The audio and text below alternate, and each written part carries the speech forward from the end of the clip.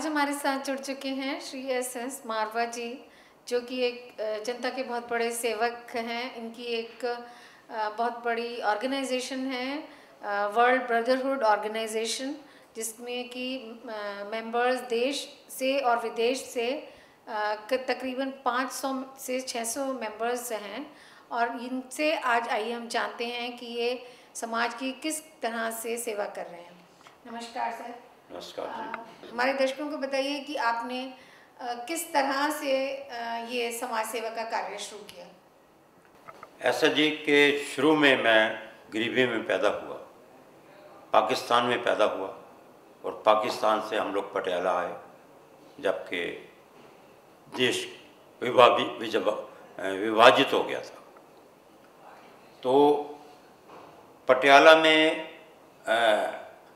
हम लोग बहुत गरीबी के दिन भी देखे और हमारी मदर की डेथ भी हो गई थी। हम 4-5 भाई थे और जब मेरी मदर की डेथ हुई तो मैं 2 साल का था। और इससे पहले एक और मेरा छोटा भाई था 6-7 महीने को, उसकी भी डेथ हो गई थी। किसी तरीके से मतलब डेथ मदर की होने के बाद माँ तो माँ ही होती है। और हमारे पिताजी ने दूसरी शादी भी कराई, क्योंकि हम 4-5 भाई थे और उनके बिना तो गरीबी इतनी थी। और जब मैं कुछ और बड़ा हुआ, हायर सेकेंडरी किया, तो उसके बाद मैं पढ़ना चाहता था, पर पिताजी पढ़ाई की वजह से, पैसे की वजह से मतलब मुझे पढ़ाने में असमर्थ थे। तो फिर क्या है कि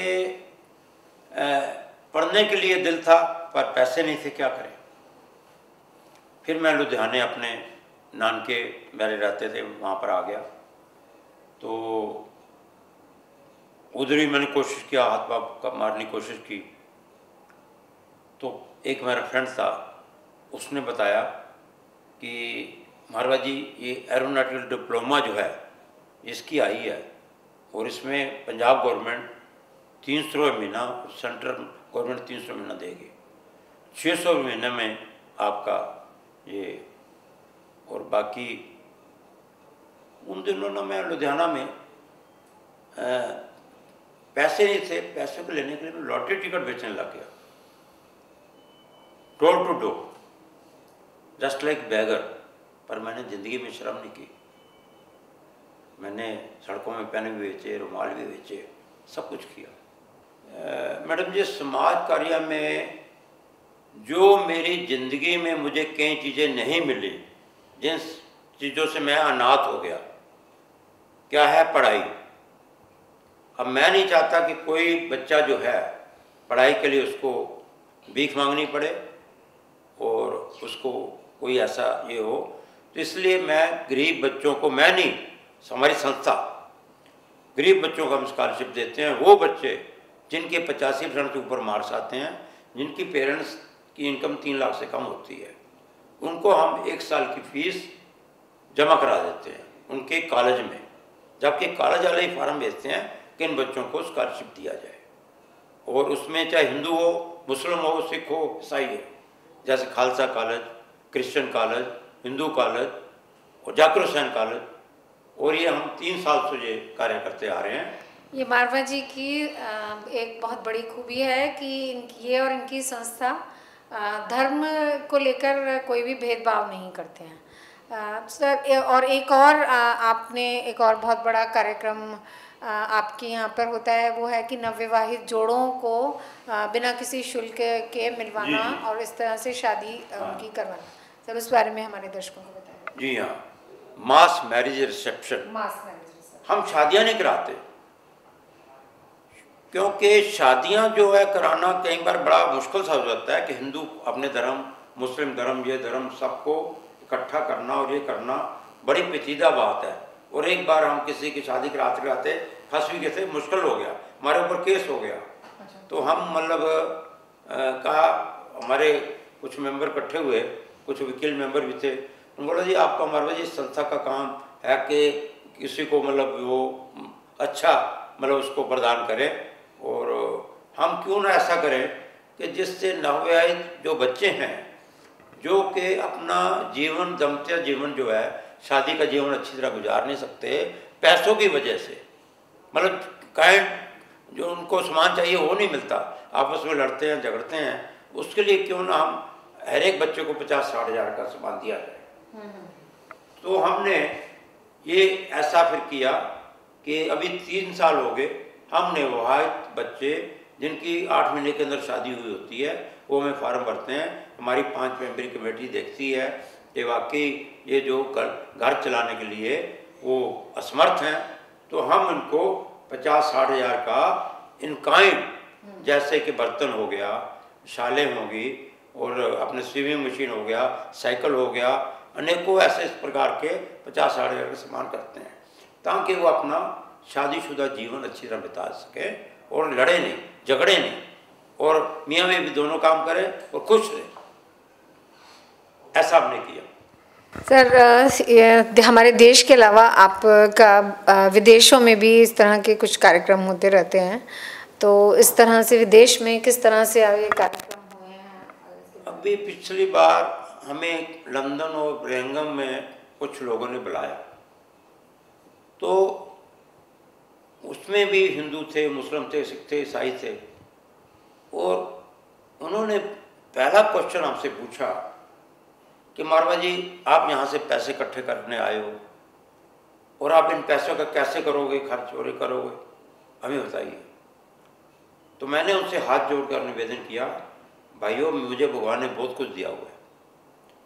यहाँ के कुछ लोगों ने मुझे आग्रह किया कि आप एक बार यहाँ जरूर आइए, उनको अच्छा लगा होगा, और ये हम अपने पैसे की टिकट खर्च कर आ रहे हैं, और हमें एक पैसा नहीं आपसे एक कौड़ी भी लेना आराम है।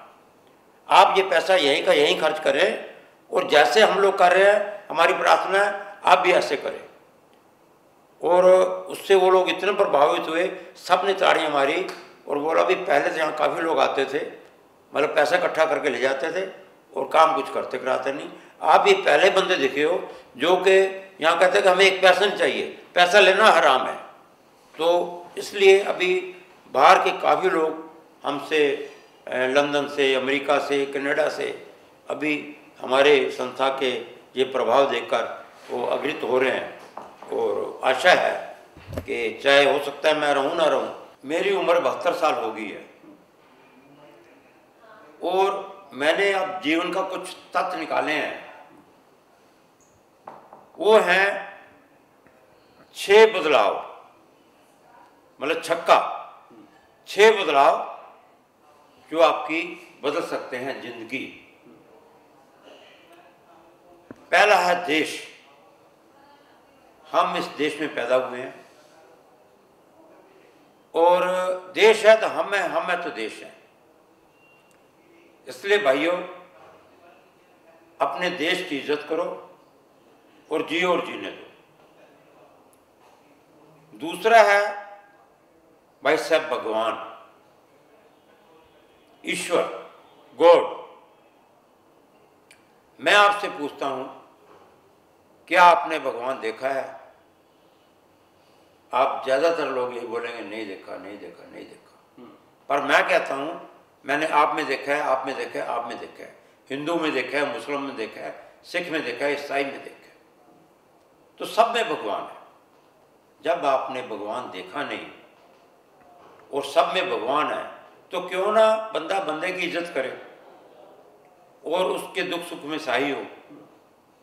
और इसलिए अपने भगवान से प्रार्थना करें कि हम जिएं और दूसरों को भी जीने दें। तीसरा भाई साहब पॉइंट है ईगो। हम ईगो मत करें। हम ये ना कहें कि मेरा धर्म बड़ा है, मुस्लिम धर्म बड़ा है, हिंदू धर्म बड़ा है, सिख धर्म बड़ा है। नहीं, सब बड़े हैं। मजहब नहीं सिखाता आपस में बैर करना। हम किसी धर्म के होते हुए अपने धर्म में रहें और दूसरे की इज्जत भी करें। तो ईगो नहीं होनी चाहिए। ईगो बंदे को खा जाती है, पी जाती है। चौथा पॉइंट है भाई साहब, लक्ष्मण रेखा। अगर मैं आज 72 साल का हूं तो 72 साल चल रहा है, 71 साल की हमारी लक्ष्मण रेखा होगी। अगर भाई साहब आप 50 साल के हो तो आपकी लक्ष्मण रेखा होगी 49, और कोई भाई और दूसरा अगर 35 साल की है तो उसकी होगी लक्ष्मण रेखा 34। अब सबकी अपनी लक्ष्मण रेखा हो जाती है। हम भगवान के आगे ये प्रार्थना करें, हे भगवान, आज तक हमने जो गलत काम किए हैं उसकी हम क्षमा चाहते हैं और आप हमें उसमें क्षमा करें। सच्चे दिल से आप बोलेंगे तो। Now this one is agreement between you and your God. तो भगवान भी देखेगा कि ये सच्चे दिल से प्रार्थना कर रहा है, तो क्यों ना इसको माना जाए। अभी आप सोचिए कि भगवान ने आपकी प्रार्थना मान ली और आप भी आगे से गलत काम नहीं करेंगे। जब सारे स्वच्छ हो जाएंगे तो भगवान की कृपा से स्वच्छ भारत तो अपने आप हो जाएगा। आगे पॉइंट है तो थोड़ा मॉडर्न। पल, क्षण, सेकंड, पता नहीं 10 सेकंड के बाद मैं ये इंटरव्यू दे रहा हूँ, हार्ट अटैक हो जाए, एक्सीडेंट हो जाए, कुछ भी हो जाए, या जियो तो हो सकता है 2 साल जियो, 10 साल जियो, 20 साल जियो। मैं कहता हूँ जियो तो शान से जियो और मरो तो शान से मरो। आगे लास्ट पॉइंट है जी 6 नंबर, छक्के का, कि एकाग्रता, कंसंट्रेशन। आप अगर जैसे ब्रेकफास्ट, लंच, डिनर करते हैं, ऐसे ही आप जिंदगी का एक नेम बना लें, क्योंकि बिना ब्रेकफास्ट, लंच, डिनर आप रह नहीं सकते। आप 5-5 मिनट का मैं आपको ये थोड़ा बताना चाहता हूँ। आप हिंदू हो, मुस्लिम हो, सिख हो, एकाग्रता 5 मिनट के लिए आपको 3 टाइम करनी है। और अगर आप ये करोगे, आपका माइंड और आपका सारा अंतर ध्यान होके आपको इतना बल मिलेगा, इतना बल मिलेगा कि आप एकदम रिलीफ करेंगे। मगर विश्व भाईचारा एक दिन अच्छा मजबूत होगा और अच्छे काम जो कर रहा है करता रहेगा और करेगा। तो ये थी एक खास बातचीत मारवा जी से। आगे की खबरों के लिए देखते रहिए A to Z न्यूज़।